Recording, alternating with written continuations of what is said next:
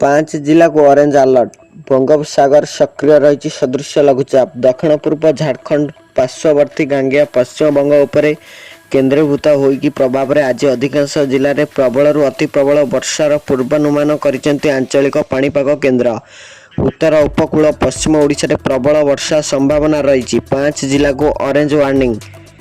संबलपुर, झारसुगुड़ा, सुंदरगढ़, देवगढ़, केन्दुझर रे अति प्रबल वर्षा नहीं कि आशंका प्रकाश करिसेंति आईएमडी। 17 जिले में प्रबल वर्षा नहीं कि येलो अलर्ट जारी करा जायछि। 7 रु 20 सेंटीमीटर वर्षा नहीं सतर्कता जारी होईछि। काली पर्यंत वर्षा और घड़घड़ी हेबार संभावना अछि। घंटा प्रति 35 रु 45 किलोमीटर बेगर पवन बहिबार संभावना अछि। आपण यदि एपरि लेटेस्ट न्यूज सुनिବାକୁ चाहते ओडिशा रिपोर्टर ओम चैनल को सब्सक्राइब करने को भूलु नहीं।